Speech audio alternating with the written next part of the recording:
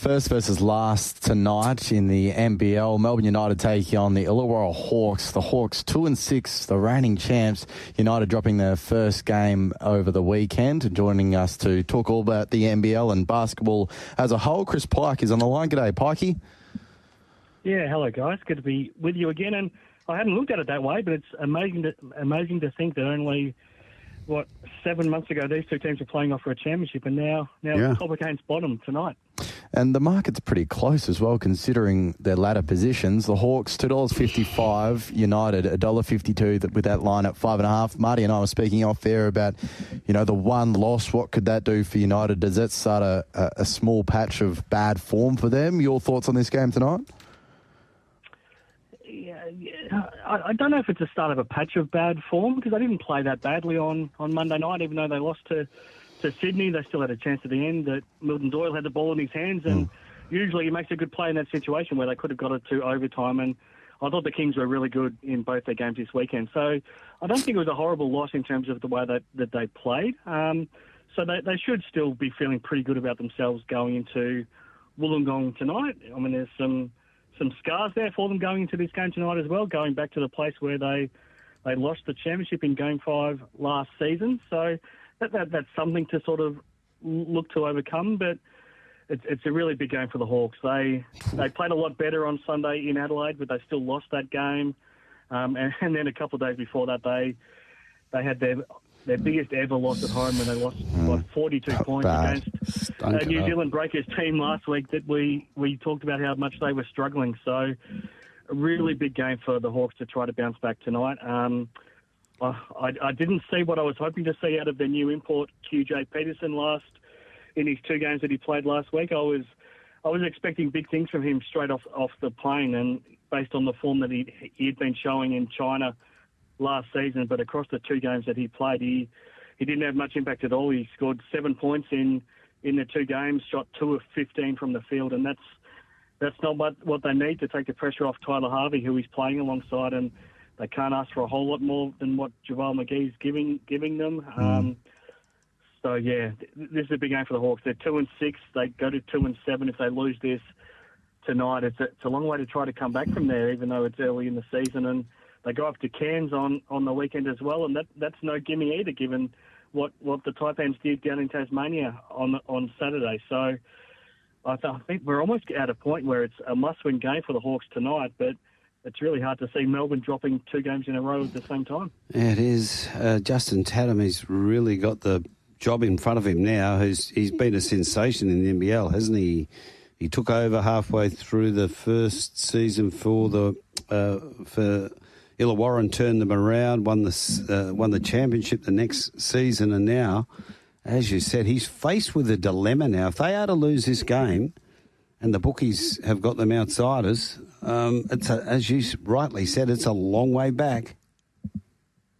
Yeah, it's a long way back because there's no easy game. It's really, really tough to go on a winning run when going to pretty much every game, you just don't know who's going to win. I know Melbourne are coming off a 9-0 run, but every other team's really struggling to string wins together. So it's going to be a very hard league to play catch up on, and they're already 3 games outside of even 6th position where the Jack Jumpers are. So, I mean, there's still good signs for the Hawks. Davo Hickey's come back over the last 2 games, and especially in Adelaide, he was terrific. He almost had a triple-double with 20 points, 9 rebounds, 8 assists, had a career high in blocks, and I know he missed a free throw at the end, which I'm sure he's kicking himself about, but they do look a much better team with him out there, so he's almost their 3rd star alongside McGee and Harvey, which gives them some help. But, yeah, I'm not sure if they end up even making the top 6 if they lose this game tonight. I think that's how important it is for them, but all of a sudden, if they win tonight, they go up to Cairns on Friday and win that. Suddenly at 4-7, they're right back in the mix. Yep. But yeah, I think this week is going to very much decide just if they keep themselves in the mix or not. Okay, now this favourite number 7 is Bathurst race number 2. They're away. There's another lap to go. The favourite is the Swift One, $1.40, currently sitting in the breeze. Looking at this game tonight then, Pikey, where are you landing with your tip? Are you with United to cover that line or head-to-head? What's your feel? Oh, I find it a tough one. I do think we'll see a response from Illawarra because they played pretty well in Adelaide on Sunday. But I'm just not willing to bet against Melbourne to lose 2 in a row, and the line's pretty tight there, so I think they might cover the line and bounce back tonight as well. Okay, so Melbourne to arrest that one-game loss of the season and beat Illawarra tonight. That game tips off at 4:30. Tomorrow, New Zealand Breakers at 2:35. The 36ers are $1.60 and the line there 3.5. Yeah, I think it's a bit closer than that. It's down in Christchurch, so it's sort of a semi-home game for the Breakers. But they were brilliant last week, beating the Hawks by 42 points. The way that they did it in Wollongong, it was a brilliant performance. Sam Meninga was fantastic, and he's having a great season. They got more out of Rob Baker, who I have mentioned in recent weeks that he was probably under pressure to keep his spot, but he comes out has a great shooting night. Hits 4 3-pointers, goes for 19 points, and yeah, the Breakers are still a dangerous team. I still will say that Parker Jackson Cartwright's one of the best players in the competition as well. So this is a tricky game for Adelaide. I'm not sure I'm willing to bet them to go and get this in New Zealand. So I think the Breakers might get the job done and start to build a little bit of winning form as they now start a big stretch on the road. They have one more game in Auckland until January. So even this is sort of a pseudo home game because it's in Christchurch. They have another game that's in Hamilton. So they've got one more pure home game until 2026 is here. So they'll be wanting to make the most of sort of being at least in New Zealand for this game tomorrow. Favourite number 7 successful, by the way, punters at Bathurst. It was the Swift one, the winner. Number 6, but for favourite number 7 successful. So the Breakers at the line at plus 3.5, $1.93. Yeah, that's close enough to jump on the line. If they win, you probably think there's a good chance it'll be by 4 or more. Okay, let's have a look at this game between the Jack Jumpers and Southeast Melbourne Phoenix, who sit second at the moment. Jack Jumpers, $2.08. Southeast Melbourne, $1.75 line here at 1.5. This is our second doubleheader game for tomorrow afternoon. Yeah, interesting game. So it's back in Launceston where the Jack Jumpers they just can't score once they get in that building. They played there 9 times. They've only won twice, and they just can't score. Again on Saturday, they played against Cairns there, and they only scored 69 points for the game, and 68 points I think it was actually. And they again shot 4 of 25 from 3, and I don't know what it is about that trip. It's only 2 hours from Hobart, and there's not a whole lot of difference. They get good crowds there, but I know Scott Roth doesn't really have an answer, but they are trying something different tomorrow. They're getting the bus up on tomorrow morning. They'll play the game there on Thursday night, then they'll get the bus straight back to Hobart after the game. So he'll be hoping that turns their fortunes. But I think Southeast Melbourne are playing too well to not win this game. They're playing really well. Nathan Sobio and Foxwell in the backcourt are going great.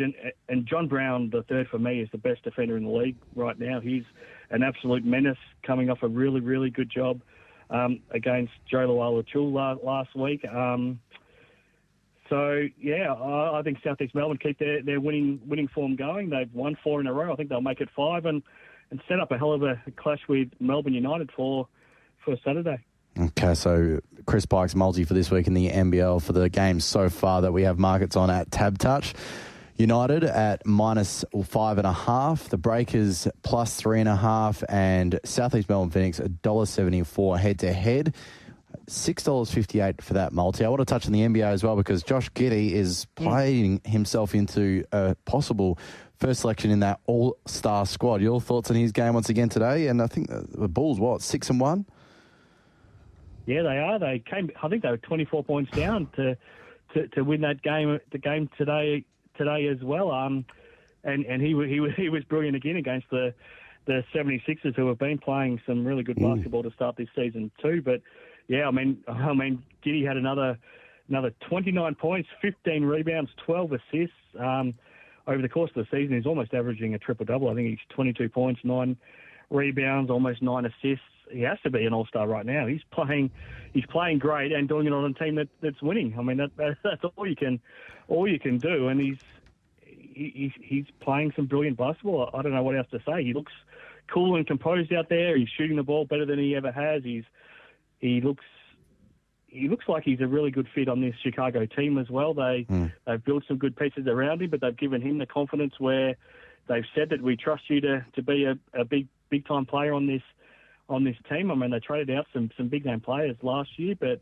they're playing as well as anyone right now, and he's the leader of the team. So it's fun to see. I mean, we often see these Australian guys who play roles deep on a bench on a team, but to see a guy who's almost having a franchise built around him, it's pretty exciting to see. Seems to have found that consistency that I guess from a lot of the punters out there was the knock on him.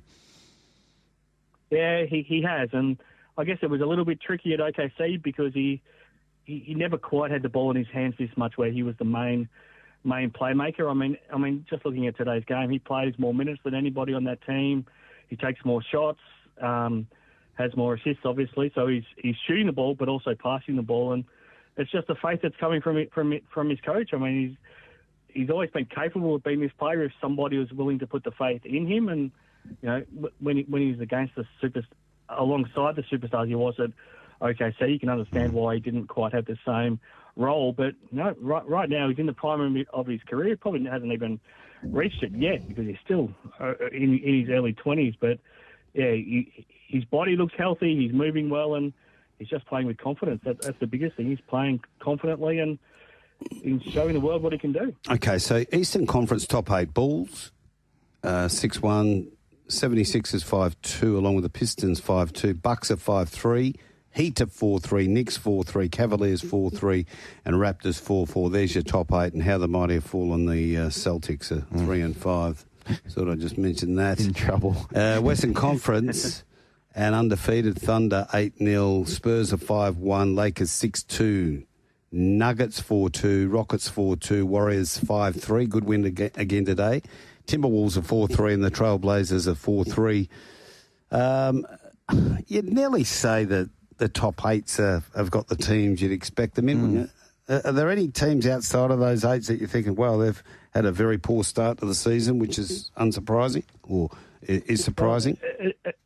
It's the two in the East, and like you said, Boston's one of them. They're 3-5, and we always knew they were going to struggle without Jason Tatum. But they also lost some other key pieces from their run over the last 2 years as well. And then you got the Indiana Pacers, who were within one game of a championship last year, and 1-6. They've lost their superstar without Halliburton, and they're 1-6 and really struggling too. And so those are the two that, given how good they've been over the last couple of years, that you would have expected a bit more. But it just goes to show how big of an impact these superstars have when they're not in the lineup. And so the Pacers just haven't been able to cover the loss of Halliburton, and the Celtics without Tatum aren't quite the same team either. So I still think both those teams are capable of making a run, though. I wouldn't completely write them off, and I think there's still time for them to figure things out this season. Cleveland's the other one that hasn't quite hit their straps in the East as well. They're only 4-3. I think they were just about favourites to win the East again coming into this season.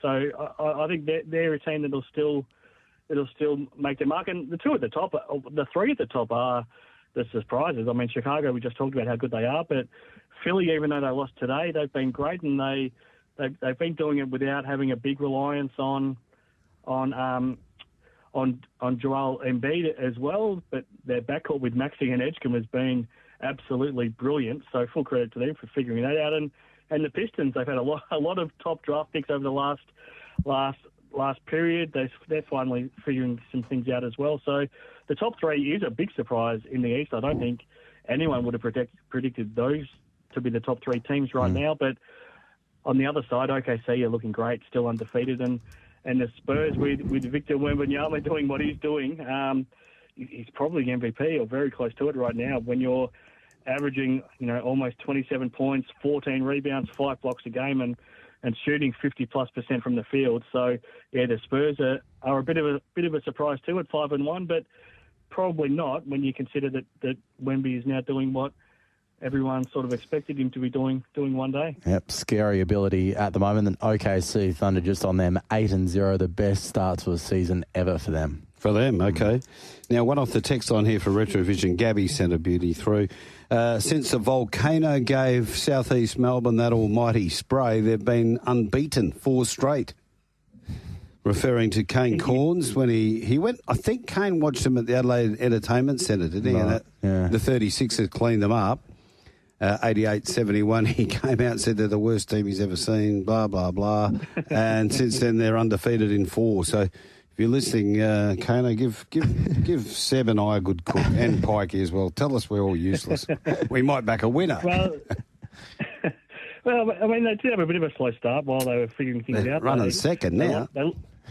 They're going great now. I mean, they're playing as well as anybody right now. What they're doing is they are playing the highest intense defence across the competition. They get up full court, play that pressure defence. They've got John Brown there to lead the way, and then they let their defence allow them to play at a really fast pace offensively. So they're scoring the ball well on the back of being so good defensively. So they're the highest scoring team right now in the competition, but funnily enough, it comes on the back of what they're doing defensively. So, yeah, maybe full credit for Kano for setting them off, but whatever it is, I think they're finding that identity with Josh King as their coach, and he's picked the players that suit the way he wants to play, and it's working. And we haven't even mentioned that it's only 5 days away until we see Bryce play against the Wildcats for the first time on Sunday as well. And just on that, before we touch on that game, Lockie Ree reporting that Noah Kikau Hig will depart the Perth Wildcats after talks between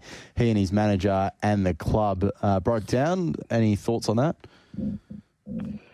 Not overly surprising, but I don't know what his team or management team around him were expecting, because I watched him pretty closely at the Under-19s World Cup where he was playing for France, and he didn't have a big impact there. He didn't look like a guy necessarily ready to break out in a professional league. And if you compare him to Ethan Almanza last year and even before that, Alex Sarr, he's a long way off them, and it's a tricky one. So he's come here to develop, to get ready for the NBA, but John Rillie and the Wildcats have to be, putting a team out on the court that's going to win games. And right now, he's a long way behind David Okwara and even Jesse Wagstaff in that rotation, and there's just not minutes there for him because they need to be winning games. So he's only playing 6 minutes a game, and I can understand why they want him to be somewhere else where he's playing more, but I can also understand from a Wildcats point of view why he's not. So maybe it's the best thing for both parties to part ways, because he can go and play more somewhere else and develop, but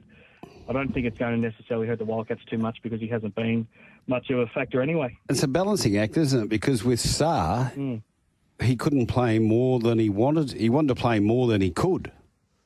Remember? Yep. He had limited court time. They didn't want to overplay him. And now it's the reverse on this one. I mean, the Breakers have got the same issue right now where with Kareem Lopez, he's on a minutes restriction as well because his team they don't want him to break down before he nominates for the NBA draft next year. So I don't think he's allowed to play more than 20 minutes a game. So it hamstrings you a little bit as a coach, and your number one goal has to be winning. You can't sacrifice that for anything at this sort of level. We've seen it before. I go back to when Mojave King was our next star up in Cairns. Mike Kelly was the coach, and he quickly worked out that if we're trying to win games of basketball, Mojave's not in our best lineup. So he didn't play him a hell of a lot that season. But in the end, that was the biggest reason why he ended up getting sacked, because the management of these players have such power. The league is trying to run this next star program to make it such an attractive thing for players around the world. And Mike Kelly lost his job because he focused on winning over playing a next star. So it's going to be an increasingly tricky thing for these teams to try to juggle. And I mean, we're going to probably see less and less next stars as well, because now you can make so much money playing college basketball. It's going to be tough to get players to come out here and play it, and especially if they now see the example of Noah where he's not getting any court time. I'm not sure we see this for too much longer. I'm not sure the Next Star program's in it for the long haul. I'm not sure it has a big future now that college is. And now that college allows you to make so much money, I think it might struggle to sort of survive. I was on a minute's restrictions for a lot of my career due to lack of ability. Played a lot of time on the bench. That's why my last way of stating you're a bench warmer. All right, let's get into this Sunday game then. We're both disappointed that this isn't a real main event type build up to a Friday night blockbuster at the Wildcats, but still Perth Wildcats head-to-head with the 36ers and Bryce Cotton. And further to that, what have you made of Cotton's start to his season this season?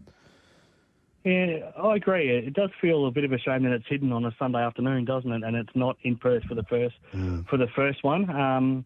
So we still have a few weeks to look forward to him coming to Perth for the first time. But I mean, Bryce has been Bryce. He's been terrific fitting in Adelaide, and it's no surprise. But he's clearly the MVP leader right now. I don't think there's even a race for the MVP right now. He's been that much better than everybody else. They're still figuring things out around him and trying to get guys like DJ Vasiljevic enough touches and enough shots, but they're slowly figuring that out. And he's come out of his shell a hell of a lot as well. We saw him come out and give Damon Lowry a big clip last week, and I feel like he's a different.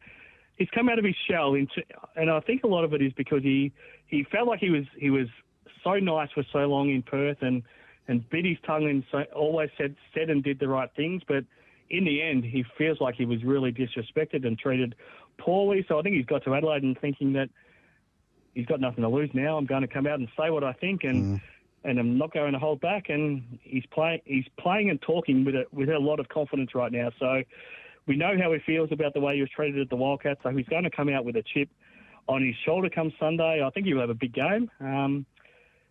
What the Wildcats do defensively on him is going to be fascinating. I mean, Ben Henshaw's come out before and dubbed himself the Cotton stopper. I don't think he's got that ability, but at the same time, I think he'll be the one that starts guarding him. So I think he'll be in that starting lineup, and I think he'll get the first crack at guarding Bryce. And then I think we see a lot more of Sunday Detch as well. He hasn't played a whole lot even since he's come back from injury, but I think we see him probably play 20-plus minutes on Sunday, and he'll end up splitting the defensive role with Henschel, and they'll see if they can somehow limit him to something beyond probably 40 points. If they keep him beyond 40, I think they'll think they're a chance to win. Okay, we've just got a race on here at Redcliffe 2, race number 2 from Redcliffe, favourite number 30, and you're going to be involved here with down the bottom 10, Pretty Little Liar at 5:20. It's a wide open race.